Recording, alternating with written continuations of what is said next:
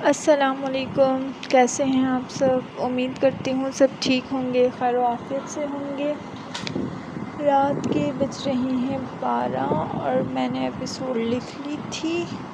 اب یہ صبح کے 10 بجے پوسٹ ہو گئی اور مجھے کوئی وائس اوور کرنے کے لیے لڑکی نہیں ملی، تو پھر مجبوراً خود ہی کرنا پڑا۔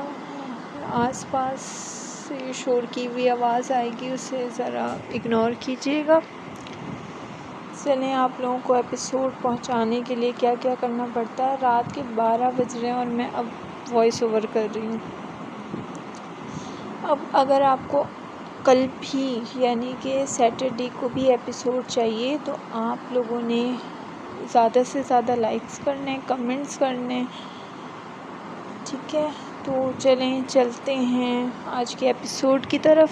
عشق صحرا، صحرائے محبت سیزن 2، از قلم انوش احمد، قسط نمبر 26۔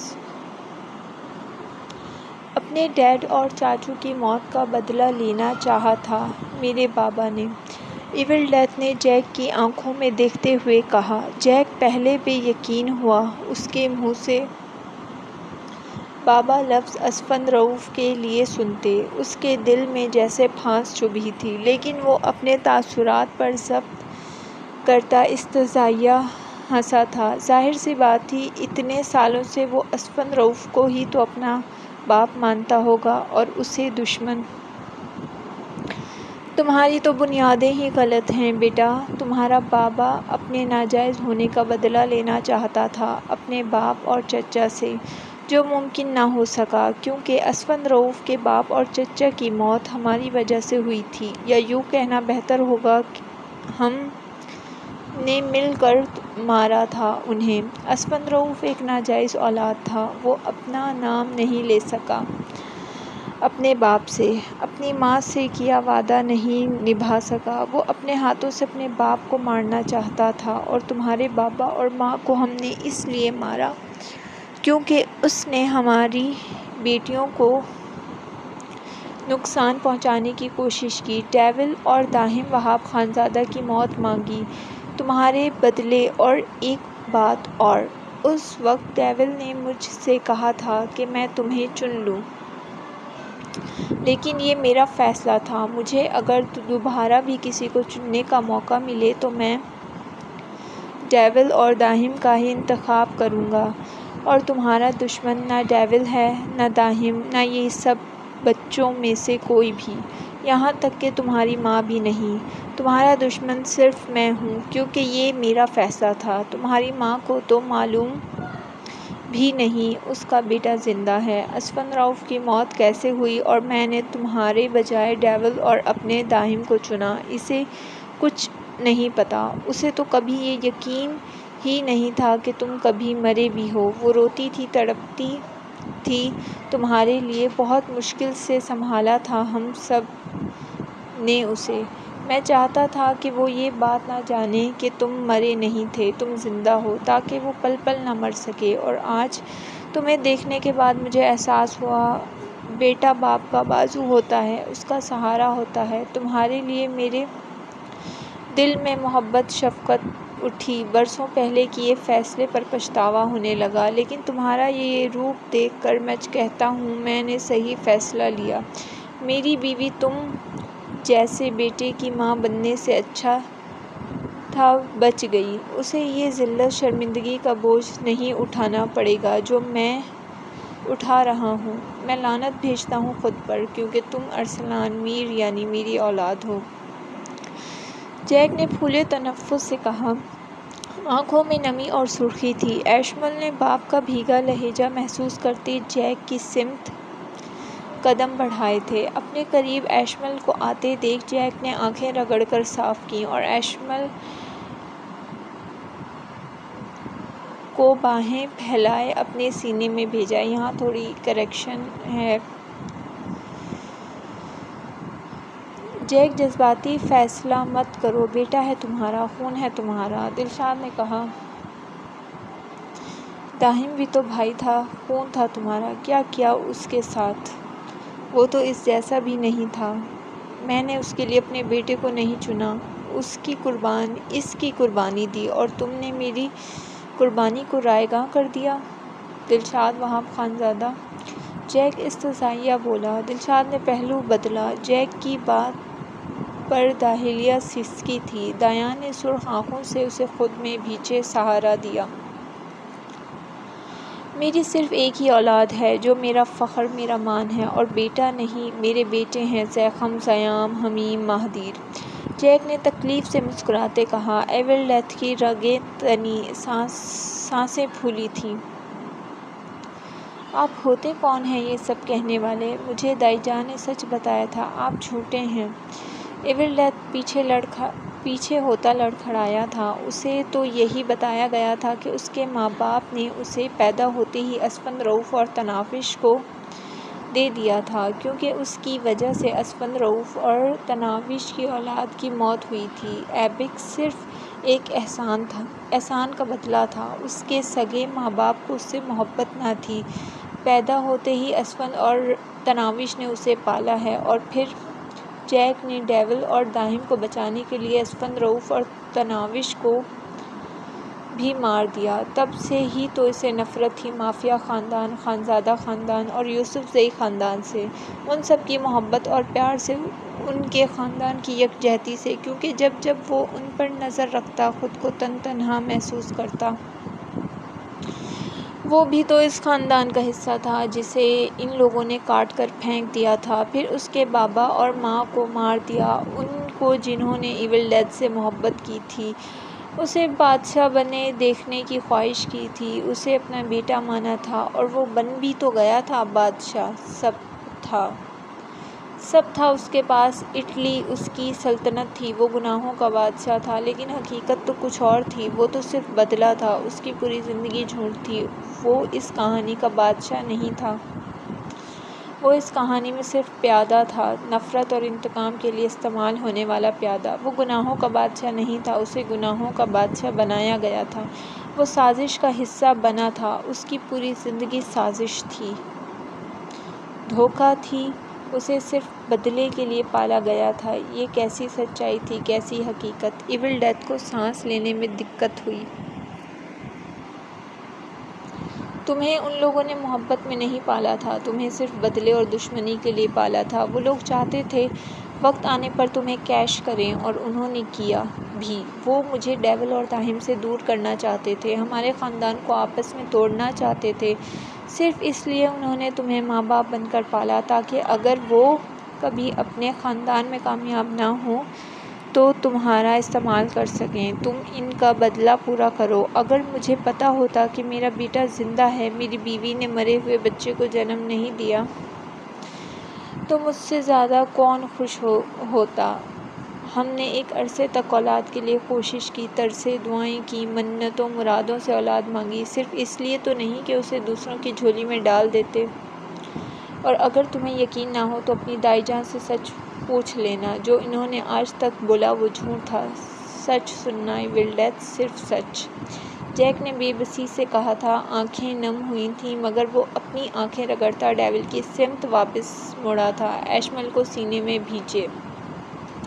چلیں بھائی، جیک نے ڈیول سے کہا۔ میں ایبک کو ساتھ لے کر جاؤں گا، ڈیول نے سرخ آنکھوں سے کہا۔ یہ صرف ایولڈیتھ ہے، جیک نے پہلو بدل کر کہا۔ ایشمل نے اپنے سگے بھائی کو دیکھا، جو دیوانہ وار سرد سخت سرخ بھوری آنکھوں سے جیک کو دیکھتا کرب کی انتہا پر تھا۔ چاچو، میں اسے لے کر جاؤں گا، عائشہ چچی کے ساتھ نا انصافی نہیں کر سکتا، یہ میرا آخری فیصلہ ہے، زیخم اٹل لہجے میں بولا تھا۔ دفع ہو جاؤ تم لوگ یہاں سے، ایولڈیتھ دہاڑا تھا، بالوں کو مٹھیوں میں بھینچے۔ تم ساتھ جاؤ گے ہمارے، زیخم اس کی سمت بڑھا تھا۔ میں نہیں جاؤں گا تمہارے ساتھ، اور نہ ہی زندگی جائے گی۔ اسفند رؤف اگر غلط تھا تو تم لوگوں نے کون سا انصاف کیا میرے ساتھ؟ خون تھا میں ارسلان میر کا، حصہ تھا مافیا خاندان کا، مگر مجھ تک رسائی حاصل نہیں کر سکے، مجھے اندھیروں سے نہیں نکالا۔ اب مجھے بھی تم میں سے کسی کی ضرورت نہیں، صرف میری زندگی میرے ساتھ رہے گی۔ ایولڈیتھ کو یکدم دیانا یاد آئی۔ وہ دیانا کو تلاش کرتے سرخ چہرے سے گھبرایا تھا، زیخم کے جبڑے بھینچے۔ تمہیں تلاش کرنا ہمارے لیے آسان نہیں تھا۔ ہم نہیں جانتے تھے اسفند رؤف نے تمہیں اٹلی میں رکھا ہے۔ تمہارا نام کیا ہے؟ آج تک ہم نے تمہیں اسفند رؤف کے نام سے تلاش کرنا چاہا، اسی لیے ہمیں تم نہیں ملے، کیونکہ اسفند رؤف نے کبھی تمہیں اپنی اولاد نہ سمجھا، نہ تمہیں اپنا نام دیا۔ لیکن جب معجزہ نے ایول ڈیتھ کا اصل نام نکالا تو مجھے پتہ چلا تم میرے بھائی ہو، ارسلان چاچو کے بیٹے ہو۔ میں نے معجزہ کو تمہاری ٹیم میں شامل کیا، تم پر نظر رکھی اور اپنے خاندان سے جھوٹ بولا، کیونکہ میں جاننا چاہتا تھا تم ہمارے بارے میں کیا احساسات رکھتے ہو، تمہیں سچ معلوم بھی ہے یا نہیں۔ لیکن جب تم نے ہمیں دشمن کہا اور ہم سے دشمنی نکالی، ہم پر نظر رکھی اور حملے کروائے، تو میرا فیصلہ صحیح تھا کہ تمہیں سچ جاننے تک اپنی فیملی سے دور رکھنا چاہیے۔ خیر، ڈیڈ اور ہشام انکل تمہارا سراغ لگا رہے تھے، وہ ہر بار ناکام ہو رہے تھے۔ مجھے معلوم ہوا 5 سال پہلے میں نے تم سے ملنے کی بہت کوشش کی لیکن مل نہ سکا۔ ہماری فیملی ساتھ نہیں تھی، ہم نے بھی 20 سالوں میں کو خوشحال زندگی نہیں گزاری، اور جب ہماری فیملیز ملی تو تم بھی ہماری زندگی میں آ گئے۔ بھائی ہو تم، میرے اکیلا نہیں چھوڑ سکتا میں تمہیں، زیخم نے ایول ڈیتھ سے کہا۔ بھائی مائی فٹ، نکلو یہاں سے، ہمیشہ اکیلے یہ موت کا سفر طے کیا ہے، اب اکیلے رہنے سے نہیں ڈرتا، صرف زندگی چاہیے مجھے، اور صرف میری زندگی یہیں رہے گی۔ ایول ڈیتھ استہزائیہ ہنستے ہوئے بولا اور دیانا کی سمت بڑھنے لگا۔ دیانا سہمی تھی اور دلشاد کی سمت بڑھی خوف سے۔ میری بیوی کا نام مت لینا، میں نہیں چاہتا کہ میں بھول جاؤں تم میرے بھائی ہو، زیخم نے آگے بڑھتے ایول ڈیتھ کے کندھے پر دونوں ہاتھ رکھے دباؤ دیتے کہا۔ اس کے بازو سے خون رسنے لگا تھا، آنکھوں میں سرخی اتر گئی تھی، لیکن وہ پھر بھی ایول ڈیتھ کو باور کروا رہا تھا۔ دیانا نے نفی میں سر ہلایا۔ دلشاد نے اسے سینے سے لگایا۔ ڈیول، دلشاد، نوریس، جیک اور ہشام نے ایک دوسرے کو دیکھا۔ میری زندگی ہے وہ صرف میری ہے، اتنے سالوں سے پل پل مرا ہوں میں، فقط اسے دیکھ کر زندگی کا احساس ہوا ہے، اور تم مجھ سے میری زندگی چھیننا چاہتے ہو، میں تمہیں جان سے مار دوں گا۔ ایول ڈیتھ یکدم گررایا، زیخم کی پیشانی پر پسٹل تان گیا، سب کی جان ہوا ہوئی۔ وہ میری زندگی کا حصہ ہے، کیونکہ اللہ جانتا ہے میں اس کی قدر کر سکتا ہوں، تم نہیں کر سکتے، تمہارے لیے صرف وہ تمہاری ضد ہے، تمہیں اس سے محبت نہیں، شاید اٹریکشن ہے۔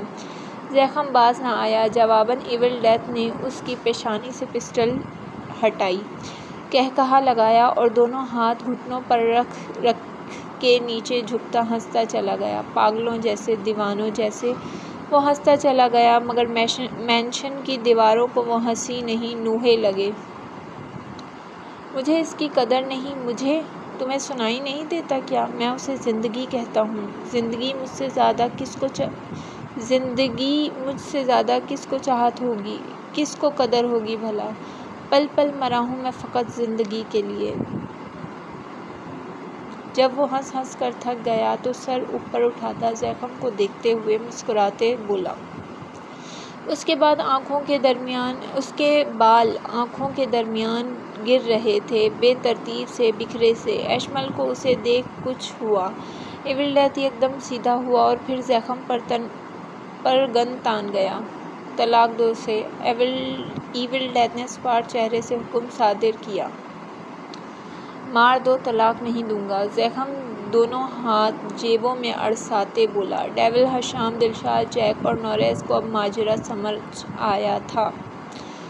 تمہاری آخری خواہش سمجھ کر پوری کرتا ہوں، ایول ڈیتھ مسکراتے ہوئے بولا اور فائر کھول گیا تھا، لیکن گولی زیخم کو چھوتی اس سے پہلے زیام نے اسے دھکا دیا تھا۔ نیمل کی چیخ گونجی تھی اور اگلے ہی لمحے وہ نوفل کی باہوں میں جھول گئی۔ جیک نے ایشمل کو دور کرتے اپنی گن تانے ایول ڈیتھ کے کندھے اور پیر پر فائر کیا تھا۔ ایول ڈیتھ زمین بوس ہوا۔ ایشمل چیخی تھی، اشر جھٹ پٹایا تھا، مگر دل خان نے اسے مضبوطی سے تھامے رکھا۔ اشر چیخ رہا تھا، چلا رہا تھا، گالیاں بک رہا تھا، دل خان کو دھکا دے رہا تھا، وہ اس کا واحد خاندان تھا۔ ایبک ارسلان میر اشر ملک کی دنیا تھا، وہ اس کا واحد دوست، اس کا اثاثہ، اس کی کل کائنات۔ نیمل بیبی یہ غلط ہے، فائر مجھ پر کھلا تھا، بے ہوش تم ہو گئی اور اب میں تمہارے پاس بیٹھا تمہاری تیمارداری کر رہا ہوں۔ زیام نیمل کے پاس بیٹھا، اس کا ہاتھ تھامے نرمی سے سہلاتے ہوئے بول رہا تھا۔ زیام بالکل ٹھیک تھا، اسے کسی گولی نے نہیں چھوا۔ لیکن اس وقت نیمل بالکل ٹھیک نہیں تھی۔ وہ لوگ سب اس وقت مافیا خاندان کے پرائیویٹ جیٹ میں تھے۔ نرم سیٹ کو کھول کر بیڈ نما بنایا گیا تھا۔ نیمل پر خوبصورت وائٹ لحاف تھا، سبز آنکھیں بند تھیں، زیام کی لیوک بلو آنکھیں اس پر جمی تھیں۔ وہ 3 گھنٹوں سے نیمل کے پاس بیٹھا اس سے باتیں کر رہا تھا۔ ذرا سے فاصلے پر نوفل اور نوریز اسے گھور کر دیکھ رہے تھے۔ بات ہی کچھ ایسی تھی ان کا بس نہ چلا، زیام عرف ٹھرکی دنیا کا گلا ہی دبا دیتے۔ بیٹھ جاؤ یار، کیوں کھڑے ہو؟ ڈیول نے دوستانہ لہجے میں نوریز کے کندھے پر ہاتھ رکھتے کہا۔ نوریز نے گردن گھما کر ڈیول کو کھا جانے والی نظروں سے گھورا۔ نوفل تو لال پیلا ہو رہا تھا۔ تمہارا بیٹا بیٹھا تو ہے میری بیٹی کے پاس، نوریز چبا کر بولا تھا۔ تو تم کسی دوسری سیٹ پر بیٹھ جاؤ یار، ڈیول نے کہا۔ ڈیڈ اب میری برداشت سے باہر ہو رہا ہے، نوفل نے کہا۔ دونوں باپ بیٹے پاگل ہیں، ڈیول بڑبڑایا، پھر نظر زیام پر پڑی، آنکھیں بند کی۔ اور اس کمینے کو میرے گھر ہی پیدا ہونا تھا، کاش میرا ایک ہی بیٹا ہوتا۔ ڈیول کی برسوں پرانی خواہش جاگی تھی، جو کبھی پوری نہیں ہو سکتی تھی۔ شکر ہے آیت نہیں تھی، ورنہ ایک تماشا شروع ہوتا کہ دنیا پاپ کارن لے کر دیکھنے کو بیٹھتی۔ مجھے تو یقین نہیں آ رہا بھائی ایسا کیسے کر سکتے ہیں؟ حمیم تو شوق میں تھا، وہ شوہر اس کا کر سکتا ہے۔ زیخم جو آرام دہ حالت میں حمیم کے پاس بیٹھا تھا بولا۔ دیان جو اس سے اگلی سیٹ پر براجمان تھا گردن گھما کر اسے دیکھا۔ زیخم دیان کو دیکھتے بیزاریت سے آنکھیں گھما گیا۔ ہاں اب تمہیں کیا ہے؟ زیخم نے استفسار کیا۔ تمہیں شروع دن سے پتہ تھا ہم لوگ کڈنیپ ہیں، پھر بھی پہنچے جب وہ کمینہ ہمیں شیروں سے بھڑوا چکا تھا۔ لعنت ہو تم پر، اور میری بہن سے دور رہنا، دیان نے غصے سے کہا۔ میری بہن سے دور رہنا؟ کہہ تو ایسے رہا ہے کہ بہن جیسے میری گود میں بیٹھی ہے۔ زیخم نے جبڑے بھیجے تلملا کر اپنے سسر کو دیکھا، جو دائیں جانب بیٹھا اپنی بیٹی کو سینے سے لگائے ہوئے تھا۔ کاش وہ اتنا سسر مرید نہ ہوتا۔ زیخم کے دکھ۔ سر ایول ڈیتھ کی گینگ بڑی ہے، ہم نے چکمہ تو دے دیا، لیکن وہ لوگ اشر اور ایول ڈیتھ سے مخاطب ہونے کا کہہ رہے ہیں، معجزہ نے زیخم کے پاس آتے کہا۔ انداز اسپاٹ تھا۔ دل خان کے بغل میں بیٹھے اشر نے معجزہ کو کھا جانے والی نظروں سے گھورا۔ تمہاری طرح ہر کوئی غدار نہیں ہوتا، اشر چبا کر بولا تھا۔ البتہ حمیم نے اٹھ کر سیٹ پر گھٹنا ٹیکے مڑ کر اشر کے منہ پر مکہ جڑا تھا۔ دل خان اشر کی چیخ پر نیند کی وادیوں سے یو ٹرن لے کر لوٹا۔ یہ اپنا رومانس آپ لوگوں کو ابھی جھاڑنا تھا؟ دل خان دل پر ہاتھ رکھے بولا۔ سالے ایک دفعہ ہاتھ کھول بتاتا ہوں تجھے، اشر نے اپنے بندھے ہوئے ہاتھوں کو دیکھتے حمیم سے کہا۔ آئندہ ہماری عورت سے تمیز سے بات کرنا، کمینہ سالا، حمیم نے اپنے بالوں میں ہاتھ مارتے سیٹ کرتے ہوئے کہا۔ زیخم، دل خان اور دیان تک حمیم کے انداز کو تفتیشی نظروں سے دیکھ رہے تھے۔ سر آپ کے بھائی مجھے پسند کرتے ہیں اور میرے سامنے یہ ہیرو گری مجھے امپریس کرنے کے لیے دکھا رہے ہیں۔ آپ انہیں بتا دیں میں اویلیبل نہیں ہوں، اور باقی آپ مجھے ایول ڈیتھ کی گینگ کا بتا دیں کیا کرنا ہے۔ معجزہ نے اتنے اسپاٹ چہرے سے کہا۔ حمیم تلملا کر سیدھا ہوا اور منہ کھولے معجزہ کو دیکھنے لگا، جس نے بنا کسی فیلنگ کو ظاہر کیے نہ صرف اس کے دل کی بات سمجھی تھی بلکہ کنگ کانگ کے سامنے بول بھی گئی۔ حمیم تو ہک دھک سا ہی رہ گیا۔ زیخم نے سر اس بات میں ہلاتے معجزہ کو کچھ ہدایت دی۔ وہ چلی گئی تو حمیم کی صدمہ شدہ شکل دیکھتے اشر کا روم روم خشک ہوا اور وہ باقاعدہ قہقہہ لگا اٹھا۔ دل خان، زیخم، دیان نے حمیم کو دیکھا۔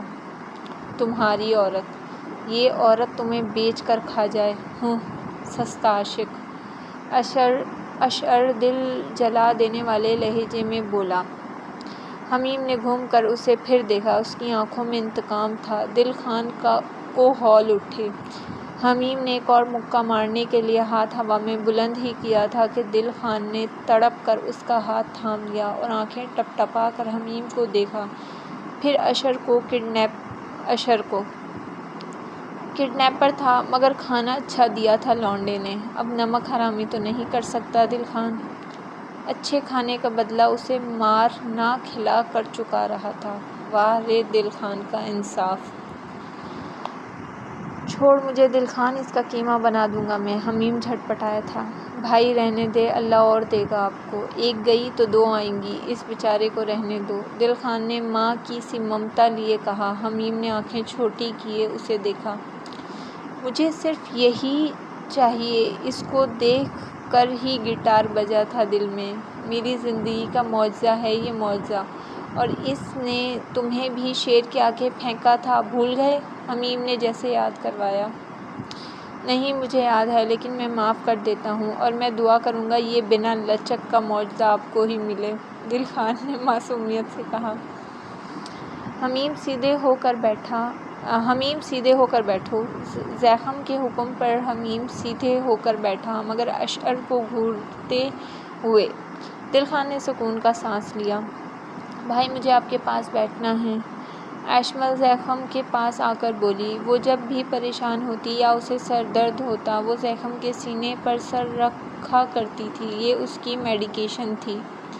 زیخم مسکرایا۔ حمیم بھی جگہ سے اٹھتا ایشمل کے سر پر ہاتھ رکھے دیان کے برابر آ کر بیٹھا۔ ایشمل سیٹ پر بیٹھتے زیخم کی باہوں میں سما گئی۔ زیخم نے ایشمل کا سر چومتے اسے تھپکنا شروع کیا۔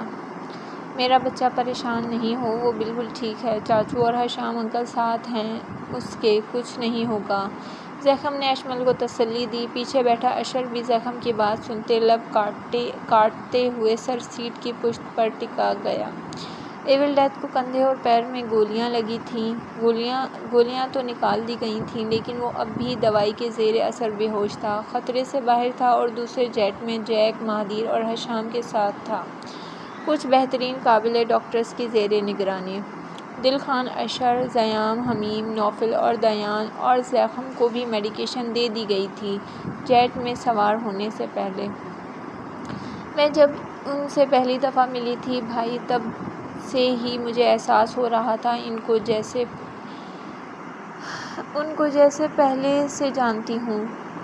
میں اپنے جذبات کی نفی کرتی رہی، لیکن اب جب پتہ چلا وہ میرے بھائی ہیں، ان کی ہر تکلیف سے مجھے تکلیف ہو رہی ہے۔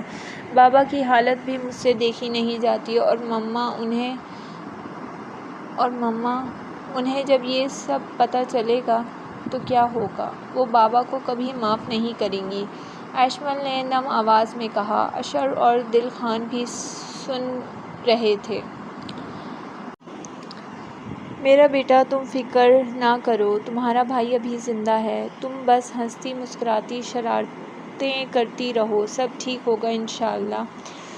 زیخم مسکرا کر بولا۔ صحیح کہہ رہے ہیں باس کے داماد، آپ ہنستی مسکراتی اچھی لگتی ہیں، لیکن مجھ سے کم۔ دل خان نے بات میں حصہ لیا۔ زیخم اور ایشمل نے اسے گردن موڑ کر دیکھا، وہ بدتیسی دکھا گیا۔ اتنی تو لڑکیاں بھی خود سے اوبسیسڈ نہیں ہوتیں جتنا یہ بندہ ہے، ایشمل نے آنکھیں گھما کر کہا تھا۔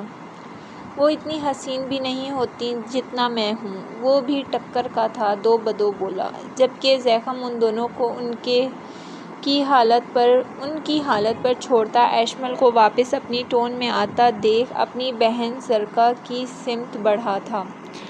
داہلیہ ماما کے ساتھ تھی، سر درد اور طبیعت خراب ہونے کی وجہ سے سو رہی تھی، روئی بھی تو کافی تھی، اور اب مہادیر کی شکل بھی نہیں دیکھنا چاہتی تھی۔ ایسے کون سے چاند لگے ہیں تم میں بھئی؟ ایشمل منہ کھولے بولی تھی، جبکہ دل خان جواب دیتا اس سے پہلے دلشاد نے اسے آواز دے کر بلا لیا۔ اب وہاں ایشمل اور اشر موجود تھے۔ اشر کو یکدم پیاس لگی، اس نے بے بسی سے دل خان کو جاتے دیکھا، پھر اپنے بندے اپنے بندھے ہوئے ہاتھوں کو دیکھا، پھر ایک سرد سانس کھینچ کر ہوا کے سپرد کی۔ تم میری مدد کر سکتی ہو؟ اشر نے آنکھیں بند کیے کہا۔ اس نے کبھی سوچا بھی نہیں تھا اس لڑکی سے اسے مدد لینی پڑے گی۔ ایشمل نے آنکھیں چھوٹی کیے اسے دیکھا، پھر جیسے یاد آیا یہ اس کا کڈنیپر رہ چکا ہے۔ وہ شیطانی مسکراہٹ چہرے پر سجا گئی۔ معاف کریں، میں کڈنیپر کی مدد نہیں کرتی، بلکہ میں ایسے لوگوں سے تعلق رکھنا بھی نہیں چاہتی۔ کڈنیپر کرمنلز ہوں؟